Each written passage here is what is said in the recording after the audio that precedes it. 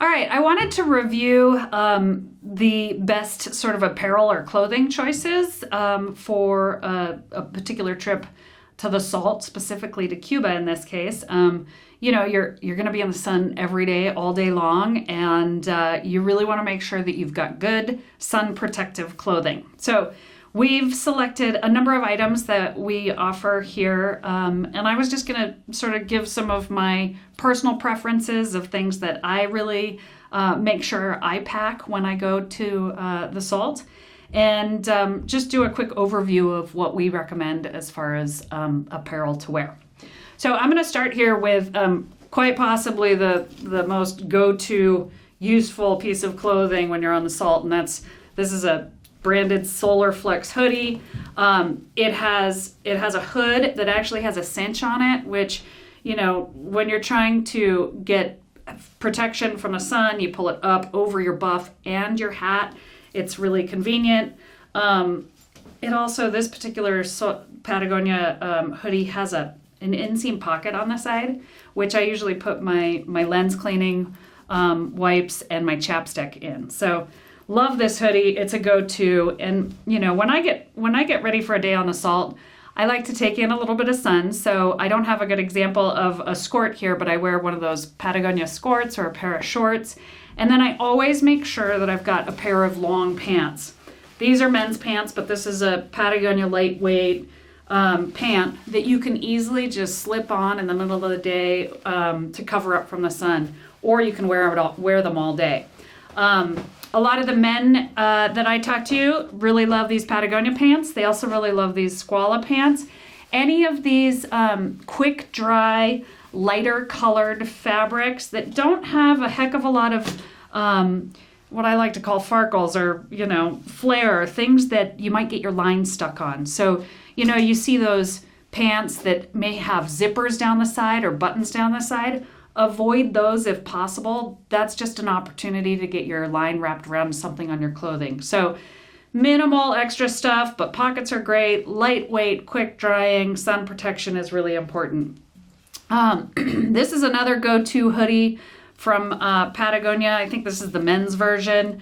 And our guys in the shop here suggest that this is a really good one. They really like this button closure because when you go for a run in a skiff, the hood, you can keep the hood from flying back and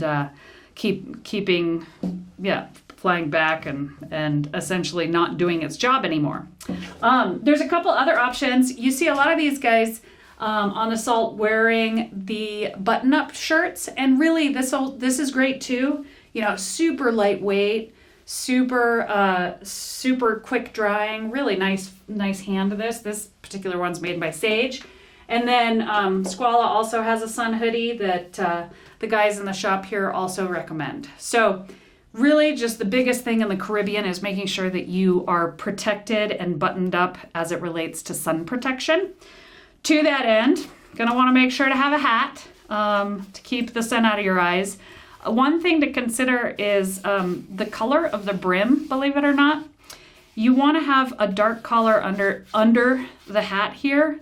Reason being is if you have a lot of reflectivity on the underside of the brim, it can really mess with your ability to see fish. So speaking of that, sunglasses. Sunglasses are a critical component to a successful fishing trip.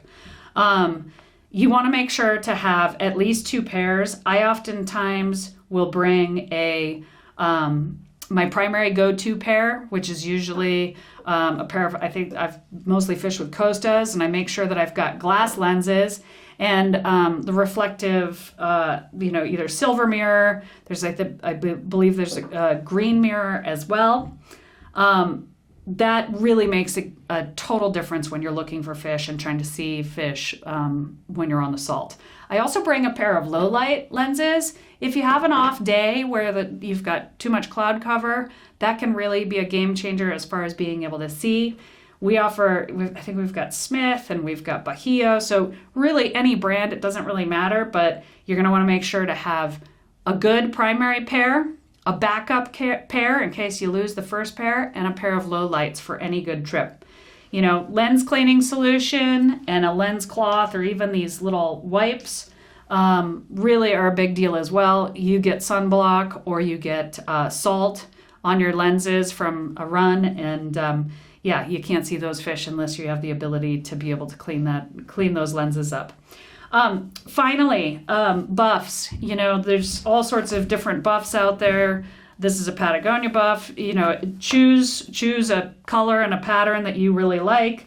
They are a very handy tool, not only for being able to pull up over your face when you're out on the salt, covering up from the sun so you don't sunburn yourself too much.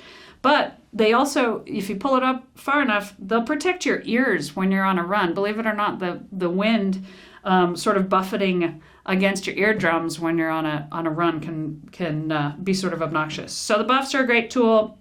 Hat, sunglasses, and sun protective clothing are really point critical in making sure that you've got the right outfit for any day on the salt.